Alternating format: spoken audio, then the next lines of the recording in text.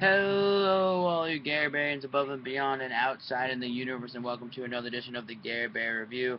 Yes, we are back. Have you covered from that disturbingly carrot? That disturbing carrot? Yeah, that was another Gary. That was another Gare Bear. Shh! Don't tell anyone that I let anyone else, host this show.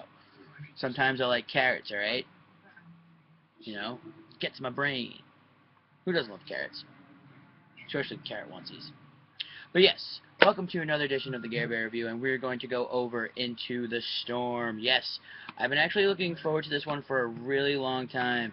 Ever since they actually started penning the script, I was actually really into this film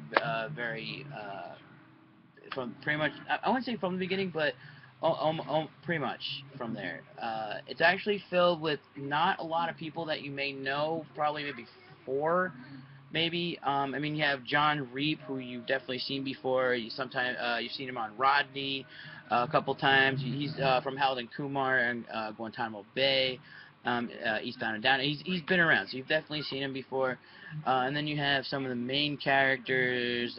You got Nathan Kress, who you definitely should know if you're a kid from at least the last few years, and you watch Nickelodeon, so you definitely know who that is. If you don't, iCarly, he played Freddy. And then you have Matt Walsh, who you definitely know. You've probably seen him in commercials, most likely. He's actually mostly known for Ted, Hangover, Due Date. He's actually currently right now in Veep. He did a couple of stints on Brooklyn Nine-Nine, How I Met Your Mother, Comedy Bang Bang. He's done frequently.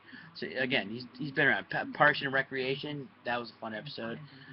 He's been like again. The guys that I'm mentioning right now have been definitely known. You definitely know them. Richard Armitage. You may not know the name, but you definitely know the face. Maybe not the face you see in this one, but you've definitely seen his face, especially with a long head of hair. How about Oakenshield? Does that ring a bell? Yeah, he's from The Hobbit. He plays Thorin of Oakenshield. Yeah, I know. I was mind blown when I saw who it actually was. And then you have the most probably annoying character in the Walking Dead franchise, probably. At least in my book, she is. Sarah Wayne's Callies, yes, she's in here. You probably either know her from Walking Dead as the wife of the main character, or you may know her as the nurse in Prison Break, which she basically got her start. I mean, maybe not her start, but where she started to build, you know, a repertoire of being in films and shows. So she's there, and then you have just basically the other characters you really don't know. Going into this, I was actually because it's an independent film, so I was a little iffy on how they were going to do a storm, tornado, hurricane movie with an independent budget because sometimes they don't end up doing well. I mean, it didn't really play. I mean, we had to go to we had to search through a lot of theaters to make sure we actually got a, you know, to find the movie. It was very hard to find. It was like playing two theaters on Long Island. But I will tell you this, it was definitely worth it. It was actually one of the better films to date, um, especially with the CGI. The CGI was actually mind blowing. It was actually pun intended. It was really good. I enjoyed it immensely. I enjoyed it from beginning to end. Basically, if you want to think about it this way, think of a sci-fi movie but with a better budget. Basically, yeah, it's basically that's the best way to put it. Any disaster film that sci-fi personally has put out as a sci-fi original movie, think of that. Think of 10 times better and with a better budget. And that's basically what it is, and it does not, like I said, does not disappoint you. I mean, the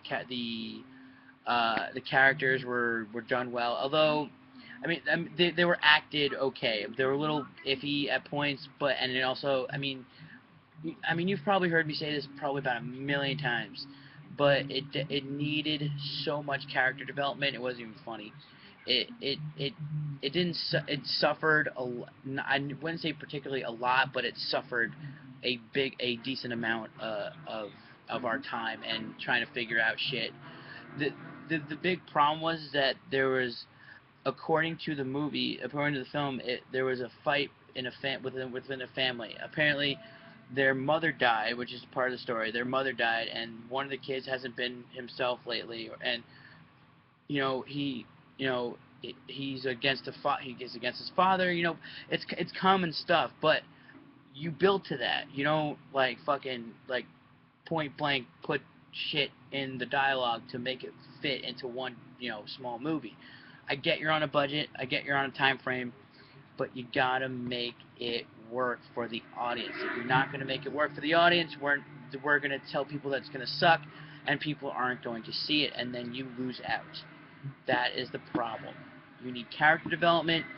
You need very good character development. Otherwise, you suffer, or you're screwed. Don't. Now the problem is some people put too much detail into characters. Sometimes you're in a franchise, Harry Potter, where you put too much detail into one, and I mean, look, granted, most films that do way too much usually end up being a big success. I'd say probably a decent amount of the time. But sometimes you don't need it. Sometimes you just need the bare minimum. Like in this movie, you just needed enough to get through the actual film. And I cannot stress you enough that I will probably not buy it on DVD, but I will probably rewatch it a few times because it was actually really good. I love the CGI effects. It worked very tremendously, and the characters had a little bit of chemistry there, so it actually worked there as well. I would say I would recommend this film if you're definitely into these types of disaster films. If you're into even the actors, despite like what 5 of them that are actually, like good or whatever and notable. But it's a good film to watch. It's a entertaining film to watch. It's very intense. Like I said, with the bad character development, you kind of lose out on caring for the characters a little bit. I mean, you care because it may hit you, like the way what they're going through. It may hit you of what you might have gone through. Who knows? I don't know your story, but it may hit you, and you may shed a tear. Who knows? I don't know. But it definitely is a film to see, to watch, especially if you're a fan of disaster films. Make sure you guys also do one thing for me. Make sure you guys like, subscribe to my channel because I am awesome and you're awesome too, and I want to be more awesome with you. So make sure you do that. Make sure you guys also hit that like button on the bottom there somewhere. I don't know. I'm just gonna point and shit. If you do want to buy my shirts, I actually haven't done this in a long time, but if you do want to buy my shirts, there are fantastic artists on T-Fury, Ripped Apparel, the Yeti.com. Like, check these guys out. Unfortunately, there are only 24-hour websites, but if you go on Redbubble.com, I'm there. They're there. Check them out. Buy, support an independent artist like myself.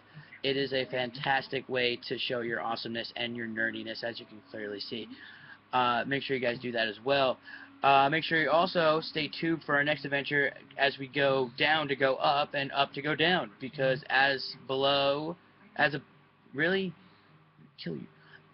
so below is our next adventure, so make sure you guys stay tuned for that one.